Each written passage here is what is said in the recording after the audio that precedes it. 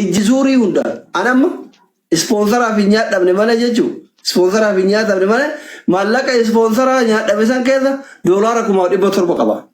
Ani mataan kiyya reedii Adam 2000 qaba. Akkam ta'e beektaa namichi namni kaayiroo guutuun amanu ijoolleen sponsora isarraan galfatti.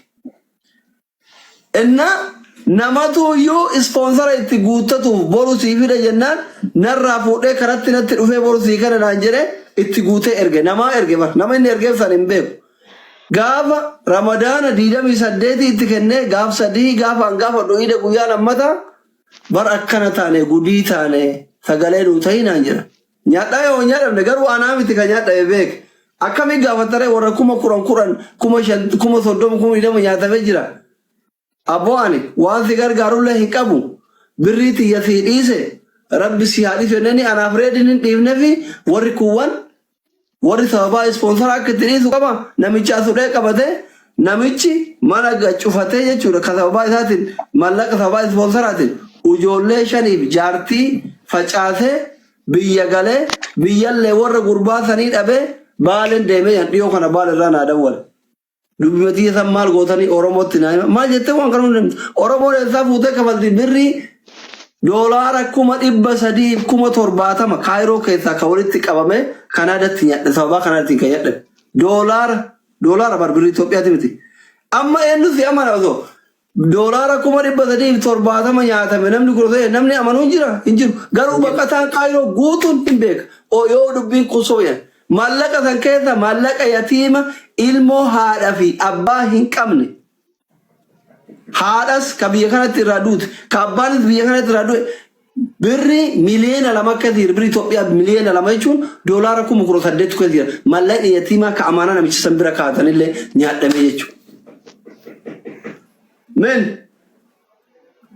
sigalee hin caqqifamu. Amma fakkeenyaaf amma eenyuma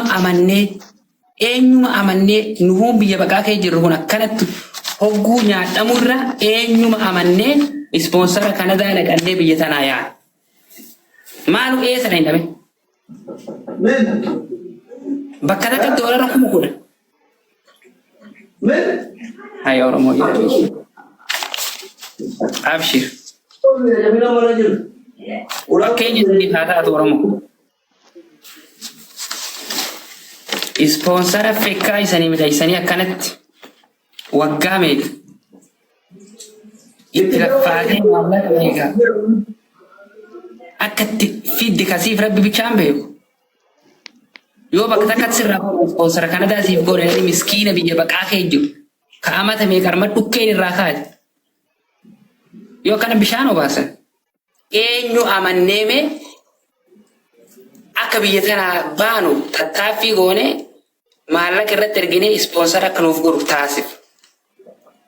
Fakkeenya isin haa taatu. Yoo nama maatiin keessan beeku boru akka inni biyya sanitti hin deebine hogguunni biyya sanitti dhufe saree itti naqxanii lafarra harkiftan yoo hin tahin nama guyyaa keessa wal barattan ka bakka dhaloota isaatiif waan takka homaa irraa hin beekne Oromoodha.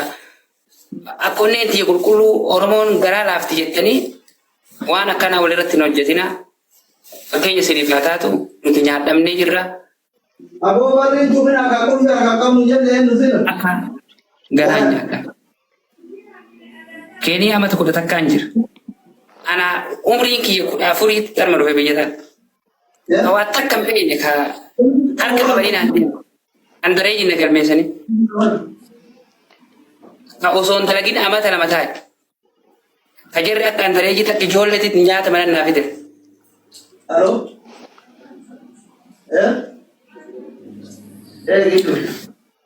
Rabbi irraa hundinuu anaaf isin dabatti. Amma wanta irra jiru nama 5 san nama 3 argadhee jira. Namni 2 yoo jiraattan Ameerikaa irraa keessan na dubbisaati saayinii qofa naa godha kafaltii takkaalee san hin barbaachisu baatii 3 fi 4 keessatti biyya tanarraa akka bahee agartee mataan tiyyatuun na fayyitu. Alas.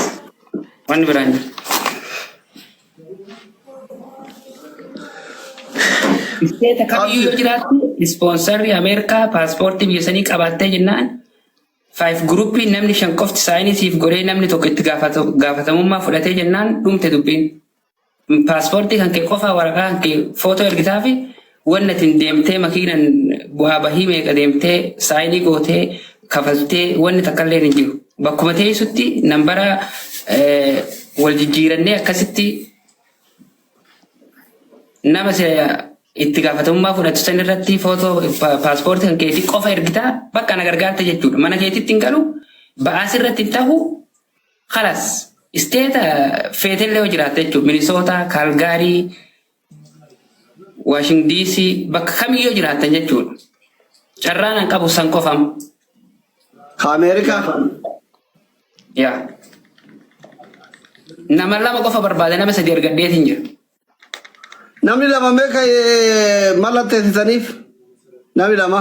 Keessan na dubbisaatii nambara wal jijjiirannee akkasitti akkanarraa xumurtanii madaantu na fayyitu madaantu. Nama lama. Nama sadii qabdaa? Namni lama kan mallatteessitaniif Ridwaan hin gargaartaa? Nama lama kan abbaa abdiitti mallatteessu warra Ameerikaa jirtan? Asli. Oh. Yaada gabaabduu wayii qabaa saniin dura mee abbaa abdii. Yes. Salaamu alaikum. Waalaikum salaam. So qaatayyuu silaala wallaahi hojiillee qabaa garaana nyaatte baay'ee beete. So akka obboleettiitti akka waan tokko wanti si gorsu jiraate dura ofii kan keetii just tasgabbaa'ee amma wanti taamus taameera of tasgabbeessi. Duniyaan inuma dhumti inuma baddii inuma dhufti. Ati yaangiidha dhiifama xiqqoo afaan Oromoolee na jala babbada. Ati umriin keellee xiqqoodha nama guddataa jiru nama of duranaa waan baay'ee hojjechuu dandeettu. Sigale calm down nama kana caalallee hojjettee argachuu dandeettu. Siif gale I know hundinuu ni beekna akkaataa mallaqatti fiddanii asirratti jaalattaniiti miti. Dhugaa kan keetii osoo akka yaada kiyyaatti nama dogongora akkanaa keessa si galcheeti mallaqa sirraa nyaate kanas osoo gara miidiyaa suuraanis ta'ee maqaanis fiddee baay'ee gaariidha jedhe yaada maaliifuu namoonni baay'ee nyaatamu. Asli I'm sorry yaada na fixachiise gabaabsee ba'ullee danda'a. So yaada gaariidha jedhee yaada akka nama tokkootti. Sigale maaliifuu namoota baay'ee seef godhuu dandeetta kanarraa jedhee waan yaaduuf jechuudha. Kaani ammoo namoonni baay'een as jalatti ilaaluu jirtanii yeroo baay'ee biyya garaagaraa irraallee biyya Itoophiyaa irraallee ta'ee waa'ee ispoonsara kana namoonni nagaafatan baay'ee jiran ispeeshaalii waa'ee dhimma Kanaadaa jechuudhaan kan jiraadhu Ameerikaa garuu seerri wal fakkaataa waan ta'eef seerachis ni beeka. Seera asis ni beeka waan jiru jechuudha. Yeroo baay'ee namoota Kanaadaa jiranii sponsora haala adda addaatiin bifaan jirutu jira fakkeenyaaf haala visitor visa fa jedhanii namoota accept godhanii warreen carraa kennaniitu jira. Itoophiyaa irraa namoota akkasii sobaniitiin or biyyoota garaagaraa irraa mallaqa irraa nyaatan ni jiranii. Yeroo baay'ee na gaafatan keessaa wanti kun akkamii karaa kanaanii waan yeroo tokko beektaa uummata akkasiin barbaachisu ati wanti godhuu qabdu kana qofa jedhanii sobaniiniiti. Namoota erga waan san keessa naqan booda ani kan dubbataaruuf namoota as jala jiranii jechuudha. Yoo ka dogongoranis jiraatan ka boorus dogongoruuf jiraatan or wanta akkanaa isaan qunnamuuf deemu jechuudha. Haala ajansiitiin oofisa banatanii warroota ta'anii uummata irraa sobanii mallaqa nyaatan faatu jira beektaa. Kanaaf dura sin barbaachisu waan kafaltuu fa'aa jedhanii sobaniitiin wanta kana keessa naqanii warqata feekii jechuudha akkanaa forjirii baasanii isteeppii kana geetteerta waan kana geetteerta amma kana godhuu qabda jedha isteeppiidhaan akka itti hin beekne ji'a lamaan ji'a sadii ji'a afuriin si galee akkasitti mallaqa suutaan irraa fuudhaa dhumarratti maal godhan beektaa viizaa dhumaa kan keessii kennuuf wanti ammallee tikkeetta murachuuf birrii hagana si barbaachisaa jedhanii dhumarratti namootaan beete. Sigalamti namni erga isteeppii haganaa deemee soba jedhee waan hin amanneefi dirqama mallaqa san akka baaseetiin uummata kanaaf kennu dhiibamaa jechuudha. Siigalaa miti wantoonni akkanallee baay'inaan adeemamaa jira. Warri beektanis ni jirtan kan beeknes of eeggannoo godhaa isiniin jechuu barbaadeetiin kan marratti. Amma nama tokko nama madaa abbaa abdii kana qabbaneessu barbaada nu Samiira. It's okay, just calm down. Dura ofii kan keetii tasgabbaa'ee I know mallaqni bahee xiqqaa jechuu kiyyaa miti. Kanaa olillee jiraatte. Yeah, Asri, wait a minute. Namallee haala dandeenye nasitti. Wallahi yoo namni na dhageettaa mi abbaa abdii atillee asli na dhageettaa. Siigalaa miti. Yoo nama an gara kiyyaan an already hin danda'u amma isaaf wanna jechuu nama si barbaadaa gara kiyyaan jechuu atis yoo nama argite. Nama kuma lamaaf dhibba xayyee. Tole gara tombisaa buqqaan. Yoo nama argite abbaa abdii atis yoo nama argatte anatu doolaara 500 hin kennaaf yoo saayinsii godhan as Minisoota an akka falaaf ishee yoo nama soqadhu ati doolaara 500 hin kennaafan kumallee yoo ta'e nama saayinsii godhu yoo argame. Namni saayinsii godhu fakkeenya namni sadi argame nama sadi argatte nama lama ani isaanii kafala nama saayinsii godhu isaanii dabalameetiin yoo dhufan anatu kafalaaf birriilee nama saayinsii godhu yoo dhufan jechuudha. Si gargaaraa gadanda'een come down.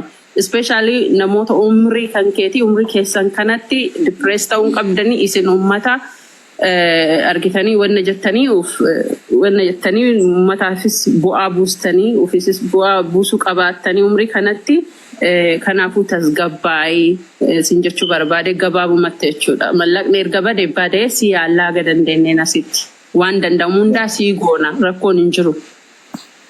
Galatoomi Fiqir laabiyu. Laabiitu asirraa nan darbin amma na darbuuf muddamtaati. Hayyee nuti godhadhu taa'if hin darbu. Okay. Amma ka barbaannu yaada miti. Abbaan abdii erga nyaadhameera. Maaliif nyaatame miti? Nasiiba dhageeffadha amma. Nama sadii qaba. Nama lama qofa ka abbaa abdiitii saayin godhu from America. Birrii mucaa dhufee ofirraa kafala hin beeytan ka saayin godhuuf nama lama qofa. Nama lama ka saayin godhuuf namni lama. Lakkoofsa tokko barreessa ka America san dhugaa rabbi. Yookiin naa dawwala warra lakkoofsa. Abbaa abdii don't worry yoo nama argatte wallahi kafala. No, Kafatti gamaan goota kafattiin barbaachisu kun bilaasha. Waan an qofti xumuruu danda'u fakkeenyaaf waan san yoo eegalee namni kun argame baay'inni yoo isin muddate doolaruma 2,400 sananiyyuu ni kafalaa wannan ba'aa namarra ta'u takkaleen hin jirtu waan guddaan kafattiin barbaachisu qofa. saayinii qofa nama lama Ameerika irraa nama lama. Hello. Asli akkam jirtan? Nagaa. Fayyaara galata rabbi akkam isin? Nagaa galata rabbi. Ameerikaa jirta? Eeyyan asli. Mucaa kun yoo akkuma dhagaa turte carraa Ameerikaa kana yaalama jedhee mallaqa jedhamee amma Ameerikaa nama sadii qaba nama lama jalaa hir'ate mallatteessuu fi fedhanii qabda. Akkanatu jira asli. Amma pirezidaantii haaraa qabnaami. Pirezidaantii haaraa qabnaa sun immoo kan baheen Baayiden Samiiraan asirratti na fakkaatee dhageesseerti ta'a. Isaa miti kan amma akkanatti ispoonsarii ta'anii dhufanii kan jiran kanaa miti. Kan waggaa 25 guute diinaachoraayizeeshin kan jedhamtu jira. Lammummaa qabaattee lammummaa keetis irraa fuudhee gara biyyaatti deebisuudhaaf jechuudha. Namoonni kunuyyuu ani garuu waan ofii miti sodaachisuuf miti abbaa abdii maalidhaa hooppii gootee waan ta'in jechuudhaaf namoonni siitizinii ta'anii yeroo dheeraadhaaf as turanuyyuu warri isaanuyyuu dippoortii ni godhaa jira ni godhaatti jira. Namoonni baay'een naagala qoqqoo sitti hima karakkariin sitti hima isallee sitti hima. Inni kun amma kan Baayiden hin baase beek kan ispoonsarii kenne sun. Achi deebi'ee diivi lotoriidhaayyuu bara 2017 hin barbaadu jedheetiin seera baasee ture onnoon yoo jira jiru Tiraampiin. Kanaafuyyuu amma hin muddamiin taragaaggayi of ta'ee xiqqoo ishii taragaaggayi wanna inni dhuma isaa eegi jechuudha agartee dhuma isaa eegi yoo ta'e ni gargaarama ni fuudhama garuu kan citizenii ta'aniyyuu dhagaye kan citizenii ta'aniyyuu innumtuyyuu amma sodaatee jira uummanni waan ta'eefi Mal sodaatan obboleessoo.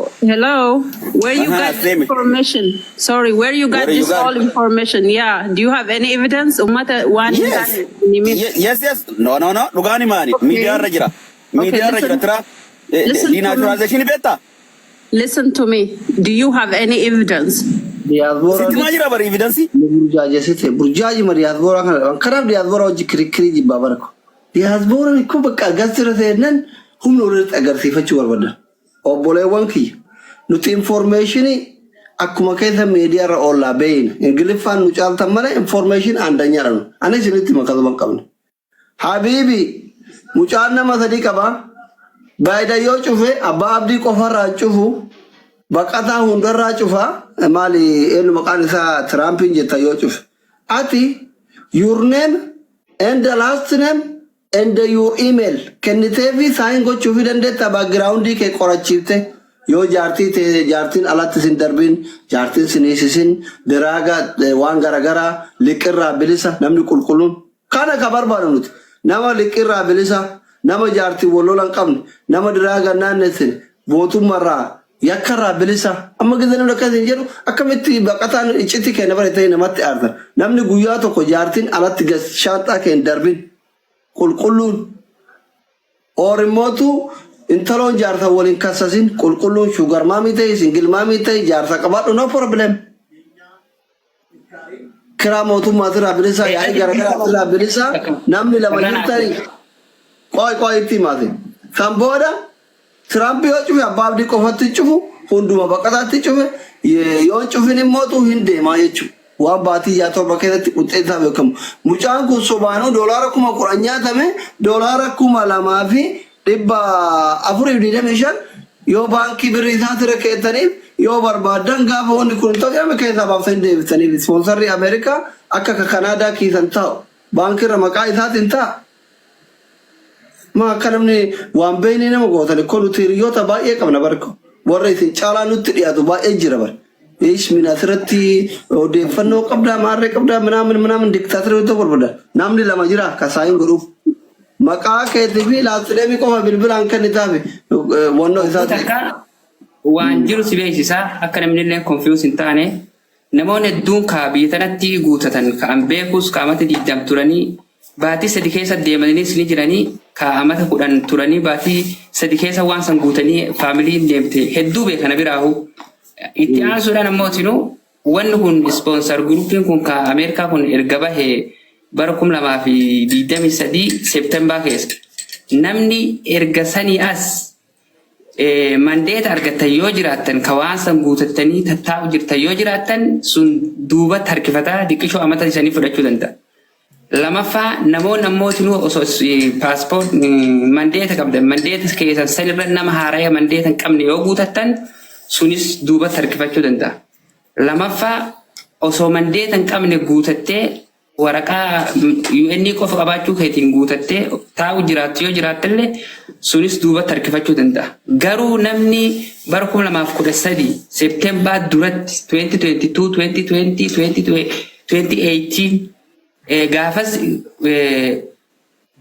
mandeeta qabdan yoo jiraattan carraan keessan gabaabaadhaa baatii 3 yookaan 4 keessatti yoo isanii guutan hoggasuma dhayxan jechuudha wanni isan dura dhaabbatan takka illee hin jirtu. Saniifuu namoonni